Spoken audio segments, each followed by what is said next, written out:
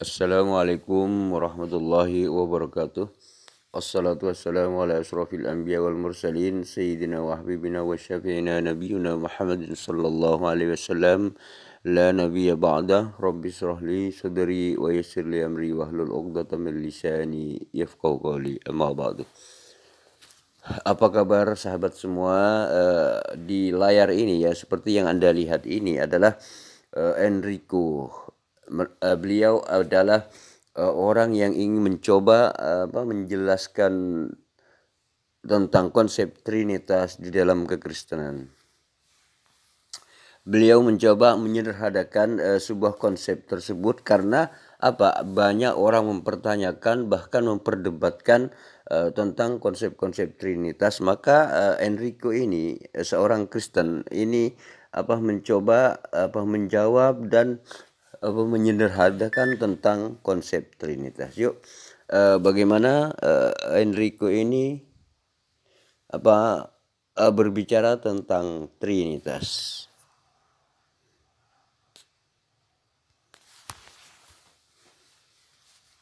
Banyak sekali orang yang mengatakan bahwa itu hanyalah ajaran dari perjanjian lama, dan sehingga pada abad setelah itu hal tersebut diganti oleh Paulus. Tapi apakah benar demikian? Ternyata teman-teman yang berpikir demikian salah, karena di dalam suratnya 1 Korintus 8 ayat 4 Paulus sendiri berkata, wa an la ilaha illallah ahad, dan sesungguhnya tidak ada Tuhan selain Allah yang esa. Jadi konsep tentang Allah itu esa atau monoteisme sudah dianut oleh Alkitab sejak dulu.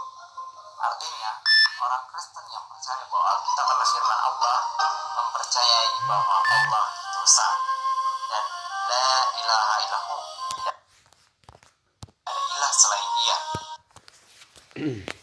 Nah, menurut Bible dalam versi bahasa Arab tertulis adalah la ilaha illa huwa ahad, seperti itu kalau nggak salah ya tadi ya.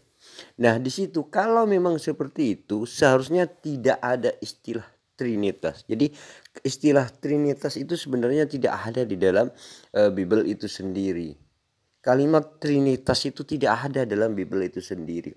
Kalau memang tertulis seperti itu, seharusnya mereka orang-orang Kristen ini memang menuhankan menuhankan Allah Subhanahu wa taala, karena Yesus di dalam Yesus itu sendiri tidak pernah mengajarkan dirinya sebagai Tuhan seperti itu.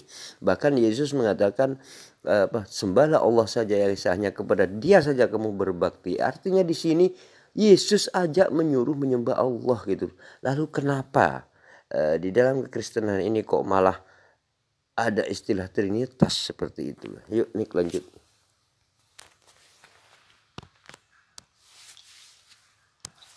Yang esa. Kalau misalkan orang Kristen percaya bahwa Allah itu esa dan tidak ada ilah selain Dia, bagaimana kita memahami Tritunggal? Simpelnya, Tritunggal adalah cara untuk menjelaskan keesaan Allah. Kalau di Islam kita mengenal istilah tauhid, maka di kekristenan kita akan mengenal istilah Tritunggal. Sekali lagi, Tritunggal adalah cara untuk menjelaskan Allah yang esa, bukan mentigakan Allah yang esa. Maksudnya seperti apa? Bagaimana kalau kita langsung saja ke contoh ya? Nah, menurut Enrico ini adalah Tritunggal adalah cara untuk menjelaskan Tuhan itu sah katanya. Padahal di sini ada sebuah tiga pribadi yang berbeda gitu loh.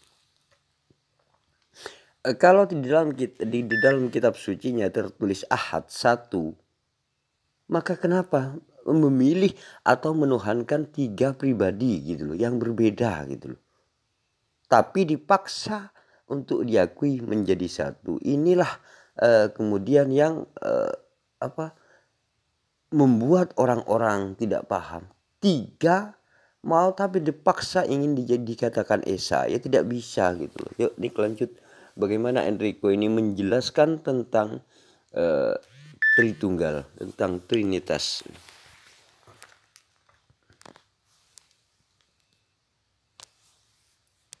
Contohnya, kalau di dalam Islam Allah yang esa itu dijelaskan dalam konsep tauhid bahwa tidak ada ilah selain dia Allah yang esa punya 20 sifat, punya 99 nama dan seterusnya.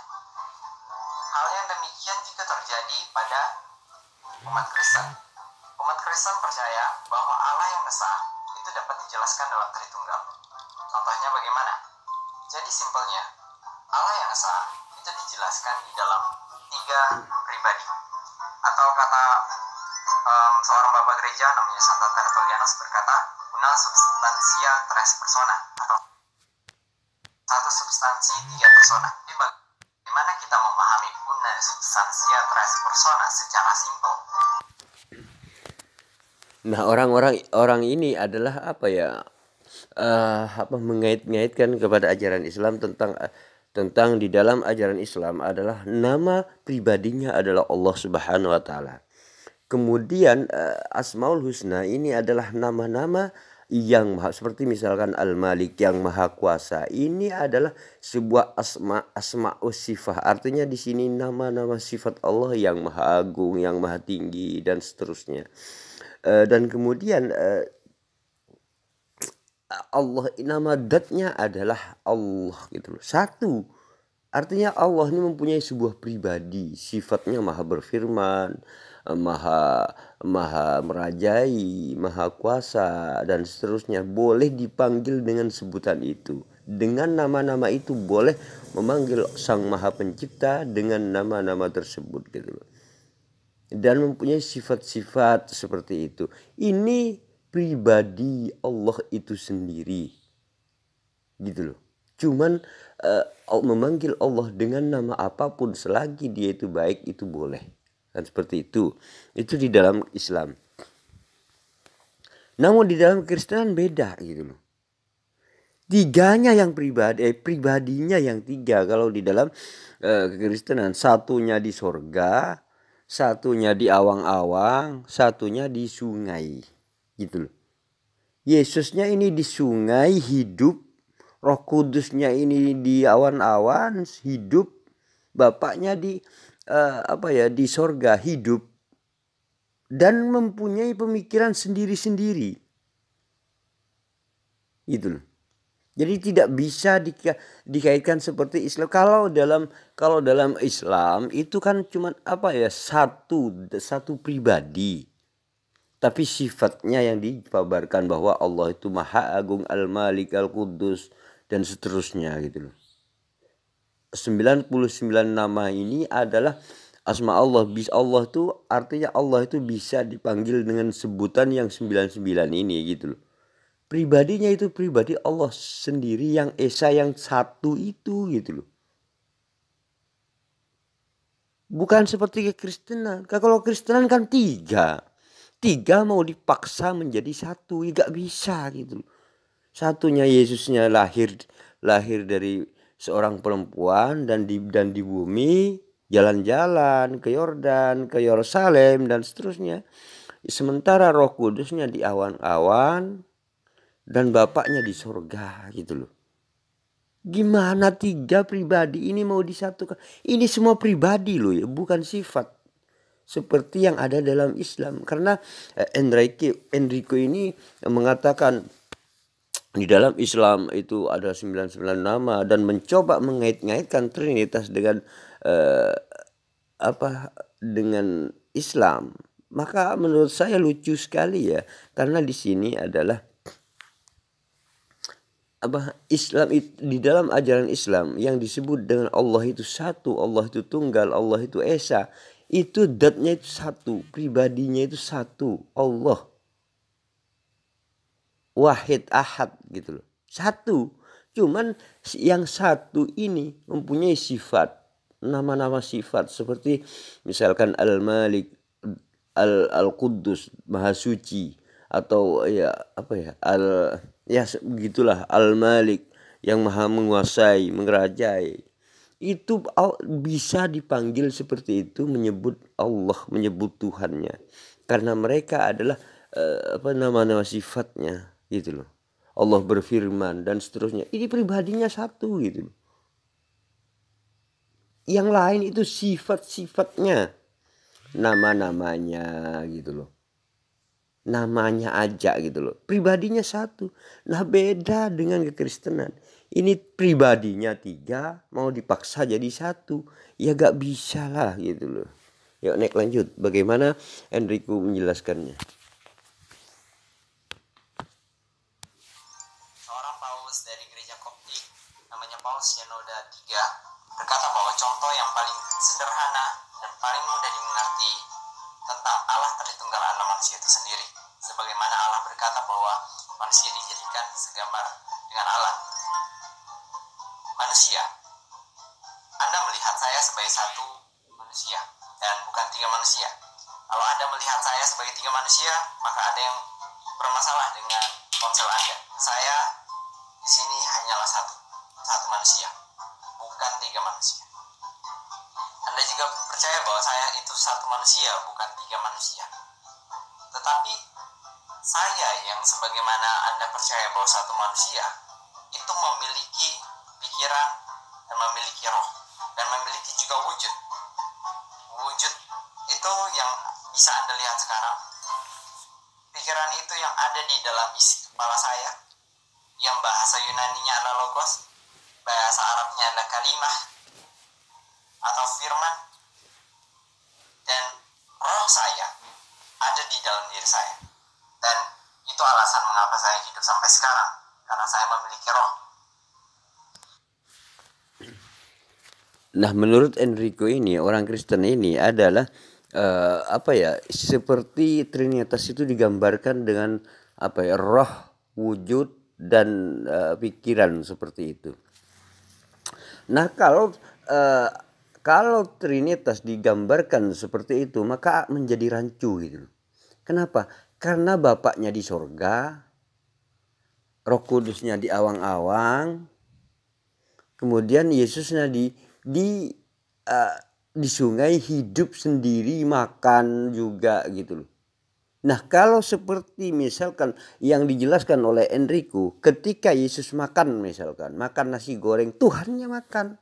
Ketika tidur, Yesus Tuhannya tidur. Nah anehnya ketika Yesus mati, maka Tuhannya mati. Karena apa? Karena digambarkan seperti manusia gitu loh. Seperti pikirannya, rohnya dan juga jasadnya, wujudnya seperti itu.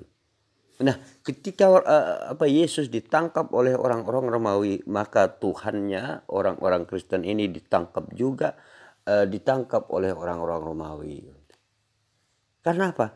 Karena mereka mengibaratkan pikiran, roh dan jasad gitu loh. Kan yang merasakan ketika Yesus ini ditangkap, tubuhnya, pikirannya itu ikut merasakan gitu loh. Jadi perasaannya, tubuhnya, rohnya juga pikirannya ikut bersedih, ikut merasakan gitu loh ketika ditangkap gitu. Malah pikirannya itu yang berkecamuk, aduh ini kok aku ditangkap ya gitu, aduh gitu. Seperti itu. Jadi Tuhannya ditangkap oleh orang Romawi kalau seperti ini gitu loh. Nah kalau memang seperti yang Enrico gambarkan ini malah berbahaya gitu loh. Kenapa? Karena Yesus di sini manusia, makan, minum, mencari kayu bakar gitu loh demi demi kebutuhan hidupnya gitu loh. Yesus dia bekerja gitu loh. Juga tidur, masa Tuhan tidur, masa Tuhan makan ikan goreng dan seterusnya. Ini kan gak masuk akal. Apakah pikiran Yesus itu yang Roh Kudus? Apakah pikiran Yesus itu yang Tuhan? Seperti itu. Tetapi kenapa ketika misalkan disalib, Eli Eli lama sabachthani, Tuhan Tuhan kenapa engkau meninggalkan aku? Padahal pada saat itu Yesus merasa ditinggalkan oleh Tuhan gitu loh. Sementara pikirannya masih ada di Yesus gitu. Ini menurut saya cuman pembenaran aja sih, bukan menjelaskan tentang Trinitas karena tidak sesuai dengan apa yang di dalam kekristenan gitu loh. Ayo next lanjut lagi.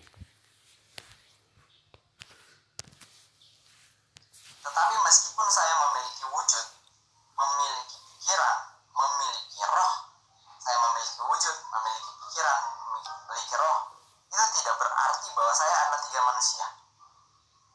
Saya bukan tiga manusia. Saya adalah satu manusia yang punya wujud, punya pikiran, dan punya roh. Nah, istilah Trinitas, Enrico menggambarkan begini. Punya wujud, wujudnya wujud Enrico, pikirannya Enrico, rohnya Enrico. Tetapi di sini Enrico ini berada dalam satu tempat gitu loh. Seandainya rohnya diambil dari Enrico ini mati gitu loh. Beda dengan Yesus gitu loh. Yesus ini bapaknya di sorga, rohnya di awang-awang, terus kemudian Yesusnya di bumi, di sungai gitu loh. Berbeda tempat. Kalau Enrico kan satu, ada di jasadnya gitu. Semua rohnya di jasadnya, pikirannya di jasadnya. Seperti itu. Kalau Yesus enggak. Kalau memang begitu, kalau memang Trinitas seperti yang Enrico konsepkan seperti ini, berarti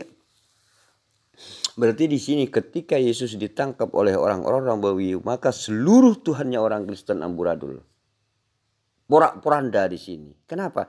Karena seperti pikirannya. Contohnya ketika Enrico ditangkap oleh seseorang misalkan, maka pikirannya ini merasakan kacau pikirannya gitu. Malah yang parah itu, yang kacau itu pikirannya gitu loh. Nah di sini kalau memang digambarkan seperti yang Enrico jelaskan tentang konsep Trinitas, maka yang paling kacau di dalam penangkapan Yesus adalah Tuhannya orang Kristen, seperti itu. Karena pikiranlah pertama yang yang paling kacau gitu loh. Ketika menghadapi masalah seperti itu. Maka di sini menurut saya apa yang dijelaskan oleh Enrico ini cuman menghibur diri aja sebenarnya gitu. Karena tidak sesuai dengan fakta yang terjadi dalam yang disebut dengan Tritunggal itu, tidak sesuai dengan faktanya. Yuk Nek lanjutin. Demikian juga Allah Tritunggal dijelaskan. Allah itu Allah Esa, dan la ilaha illahu, tidak ada ilah selain dia. Tapi Allah yang Esa itu memiliki wujud, memiliki pikiran, dan memiliki roh. Wujud Allah ini yang orang Kristen sebut dengan Sang Bapa, dan firman atau pikiran Allah ini yang orang Kristen sebut dengan Sang Anak, dan roh Allah ini yang disebut dengan Roh Kudus. Tetapi meskipun Allah yang satu ini, maksudnya Allah yang contoh manusia yang tadi, bukan saya. Nah Enrico ini menjelaskan Sang Bapa, Sang Anak, dan Roh Kudus gitu. Saya pertanyakan gini ya, apakah Yesus itu dagingnya itu siapa gitu? Dagingnya Yesus ini siapa?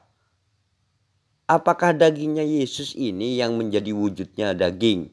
Artinya Tuhan kekristenan kalau memang dagingnya yang wujud ini kemudian disebut dengan Tuhannya orang Kristen yang wujudnya, yang nyatanya, maka yang disebut firman adalah daging. Maka ini di sini sangat menyimpang menurut saya gitu. Terus kemudian pikiran Yesus ini apa? Yesus itu punya pikiran sendiri loh. Karena apa? Apa yang aku terima dari Bapa, semua firman yang aku terima dari Bapa gitu loh, telah aku sampaikan kepada murid-murid, kepada mereka gitu. Artinya di sini Yesus menerima firman gitu. Yesus menerima firman di sini. Artinya di sini Yesus punya pemikiran sendiri, punya jasad sendiri, punya roh sendiri gitu loh. Yesus ini punya roh sendiri, punya pemikiran sendiri, punya punya jasad sendiri, punya wujud sendiri gitu loh. Bapak ya begitu juga. Bapak punya firman sendiri, punya wujud sendiri, punya roh sendiri gitu loh. Ya Roh Kudus juga begitu. Punya roh sendiri, punya punya jasad sendiri gitu loh. Artinya bukan jasad-jasad seperti kita ya, tapi dia itu punya pribadi sendiri gitu. Seperti itu. Nah hal seperti itulah yang mau dicoba mencoba mau disatukan gitu. Ya gak bisa mau diumpamakan seperti wujud, pikiran dan roh gitu loh. Gak bisa gitu loh, gak bisa. Karena Yesus punya roh sendiri, Yesus punya pikiran sendiri, Yesus punya tubuh sendiri gitu loh. Mau dipaksa semuanya itu masukkan ke dalam diri Yesus, ya gak bisa gitu. Kalau memang seperti itu dalam diri Yesus, misalkan gini, nyawanya Yesus itu adalah Bapa Tuhan gitu loh. Terus kemudian pikiran Yesus itu adalah Roh Kudus misalkan gitu.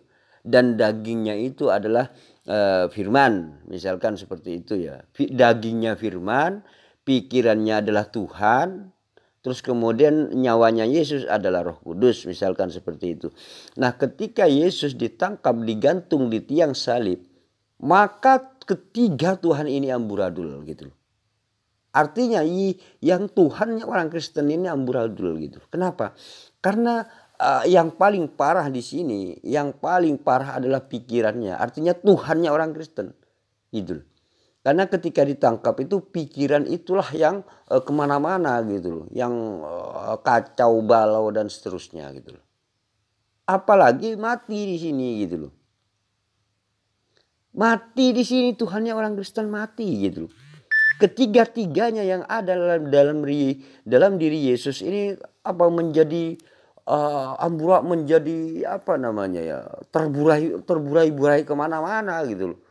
Roh Kudusnya hilang dari jasad Yesus, pikirannya hilang dari tubuhnya Yesus, terus kemudian rohnya hilang dari wujudnya Yesus gitu loh. Akhirnya matilah Tuhannya orang Kristen ini gitu. Karena berpisah-pisah semua gitu. Nah inilah ketika konsep Trinitas dijelaskan dengan dengan seperti yang Enrico jelaskan ini, menurut saya ini amburadul. Karena apa? Karena memang sejak 2000 tahun yang lalu konsep Trinitas ini sampai saat ini masih menjadi perdebatan gitu. Dan Enrico ini mau mencoba-coba menjelaskan bahwa Tuhan itu seperti Trinitas itu seperti pikiran, seperti jasad, seperti wujud, seperti roh gitu. Ini sebenarnya bermasalah di sini, bermasalah. Kenapa? Karena ketika seperti itu, ketika Yesus makan nasi goreng, Tuhannya makan. Ketika Yesus tidur, maka Tuhannya orang Kristen tidur. Nah, anehnya gitu loh, anehnya ketika Yesus ditangkap oleh orang-orang Romawi, digantung, Tuhannya orang Kristen digantung. Ketika Yesus mati, Tuhannya orang Kristen mati. Seperti itu. Nah, ini yang menjadi persoalan gitu loh. Jadi sampai kapanpun Trinitas itu tidak bisa digambarkan seperti yang apa Enrico katakan gitu. Ini menurut saya cuman menghibur diri aja Enrico ini, cuman istilahnya itu ya menjawab asal jawab aja, tapi tidak sesuai dengan kenyataan Trinitas itu sendiri. Mungkin ini cukup ya sampai di sini mungkin ya. Coba lanjutkan ini. Allah yang satu itu punya pikiran, punya roh dan punya wujud. Punya pikiran, roh dan wujud. Tidak berarti Allah itu ada tiga, tapi Allah itu ada satu atau esa. Di dalam kesan Allah itu terdapat firman dan terdapat roh. Demikianlah kita orang Kristen percaya bahwa Allah Tritunggal itu adalah Allah yang esa. Contoh selanjutnya adalah matahari. Nah seperti itulah Enrico menjelaskan bahwa Tuhan Trinitas di dalam kekristenan itu seperti wujudnya itu wujud Yesus manusia, terus kemudian Yesus ini punya pikiran itulah Tuhan, kemudian punya rohnya Yesus itulah yang Roh Kudus, kan seperti itu. Nah ketika ditangkap Romawi, ketiga-tiganya ini blangsaten, ketiga-tiganya ini bukan amburadul gitu, kocar kacir ketiganya gitu loh. Kenapa? Karena pikiran di sini yang paling parah ketika ditangkap gitu loh.